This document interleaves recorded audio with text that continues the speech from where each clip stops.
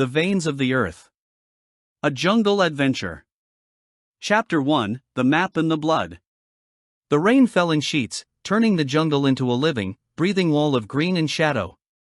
Dr. Sophia Reyes wiped the sweat from her brow and adjusted the strap of her backpack, her fingers brushing against the leather pouch hidden beneath her shirt. Inside was the only thing she had left of her father, a map, drawn on a scrap of bark cloth, its edges stained with what looked like blood. The Veins of the Earth, he had called it in his last letter. Not a place, ni hija. A wound. And like all wounds, it bleeds. She had laughed when she first read it.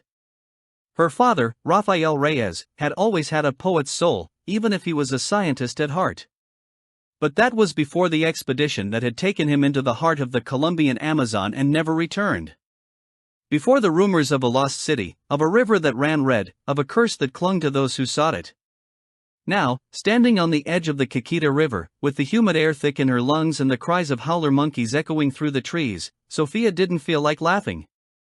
Her guide, Javier, a wiry man with a scar running from his temple to his jaw, spat into the river and adjusted his machete. "You're sure about this, Doctora?" he asked, his voice rough. "Last man who went looking for your father's veins came back, different. Said the jungle had gotten inside him." That it whispered. Sophia tightened her grip on her backpack. "I'm sure." Javier sighed and stepped into the canoe. "Then let's hope the jungle likes you better than it liked him." Chapter 2, The Path of the Lost.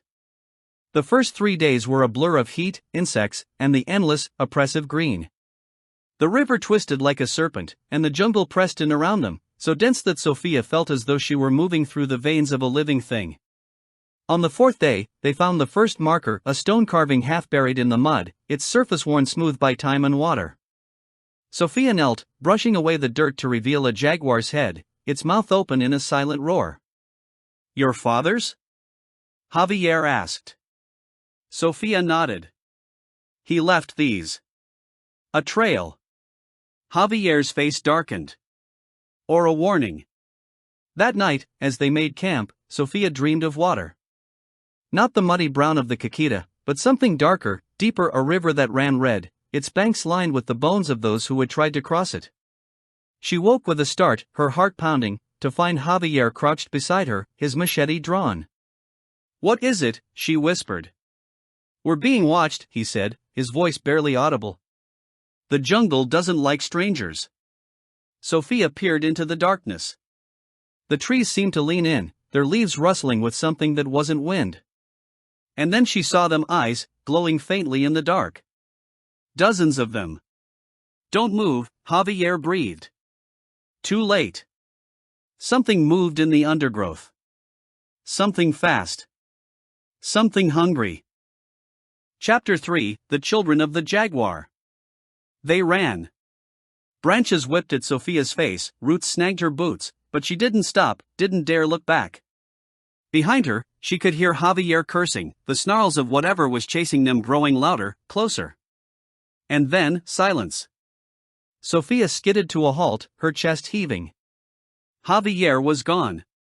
"Javier," she called, her voice raw. A growl answered her. She turned slowly. Javier stood 10 feet away, his machete held loosely at his side, his face slack. Behind him, a jaguar crouched, its golden eyes fixed on Sophia. But it wasn't just a jaguar. Its fur was too dark, its body too large, and its eyes, they didn't just glow. They burned. "Javier?" Sophia whispered. The jaguar spoke. "He is ours now," it said, its voice a low, rumbling purr. "As you will be, if you do not leave." Sophia's blood turned to ice. You can talk?" The jaguar's lips curled back in something that wasn't quite a smile. "The jungle speaks to those who listen. Your father listened. That is why he never left." Sophia's mind raced. "Where is he?" The jaguar's gaze flicked to the trees. "Follow the river. But beware, little scientist. The veins of the earth are not for the weak. They demand a price." "What price?" Sophia demanded. The jaguar's eyes gleamed. Blood. And then it was gone, melting into the shadows as though it had never been. Javier stood alone, blinking, his machete slipping from his fingers. What just happened?" he asked, his voice shaky. Sofia didn't answer. She was already packing her bag. We follow the river. Chapter 4, The River of Blood. The river was wrong. Its waters ran dark, almost black, and the air above it shimmered with a heat haze that made Sofia's skin crawl. The trees here were twisted, their bark oozing a red sap that looked like blood. The ground was littered with bones, animal, human, Sofia couldn't tell. She didn't want to.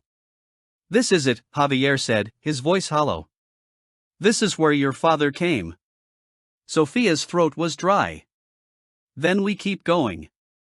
They followed the riverbank until the trees opened up into a clearing. And there, half hidden by the undergrowth, was a stone archway, its surface carved with the same jaguar motif as the marker they'd found days before. The city, Sofia breathed.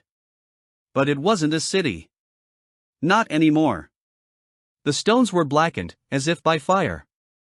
The ground was cracked, and from the fissures rose a red mist, coiling like smoke. And in the center of the clearing stood a pool, its waters the same dark red as the river. "The veins of the earth," Javier whispered. Sofia stepped forward, her boots sinking into the damp earth. The mist curled around her ankles, cold as death. And then she saw him. Her father. Or what was left of him. Rafael Reyes stood at the edge of the pool, his back to them, his body translucent, as though he were made of the mist itself. He turned slowly, and Sofia's breath caught. His eyes were black. His skin was cracked, red light seeping from the fissures like blood. "My daughter," he said, his voice like the rustle of dead leaves. "You shouldn't have come." Sofia's hands trembled. "Father, what happened to you?" Rafael smiled, but it wasn't a smile. It was a warning. "I found the heart of the jungle. And it found me." Behind him, the pool rippled. Something was rising from its depths. Something old. Chapter 5, The Heart of the Jungle. The thing in the pool was not a thing. It was a presence, a force, a god. Its body was a shifting mass of roots and vines, its eyes two pits of red fire. It did not speak. It did not need to. Its voice was in Sofia's mind, in her bones, in the blood that pounded in her veins. "You have come far, little scientist," it said. "But the veins of the earth are not for the taking. They are for the feeding." Sofia's vision swam. She could see it now, the truth of this place. The river wasn't water. It was blood. The trees weren't plants. They were veins.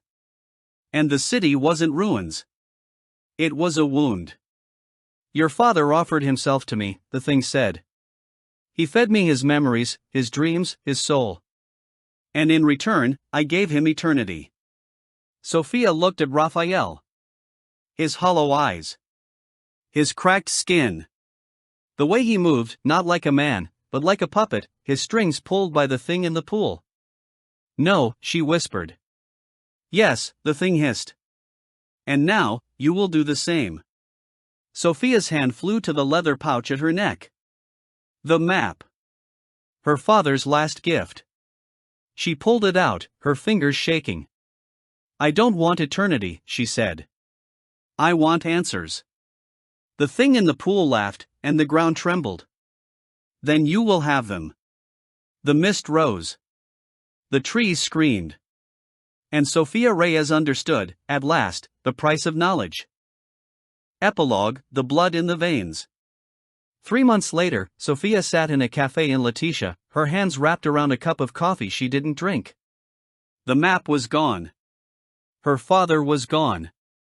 And the jungle was inside her now. She could hear it in the rustle of the leaves outside, in the cry of the birds, in the pulse of her own heart. The veins of the earth had taken their price. But they had given her something in return. Understanding. The waitress set down a plate of arepas in front of her.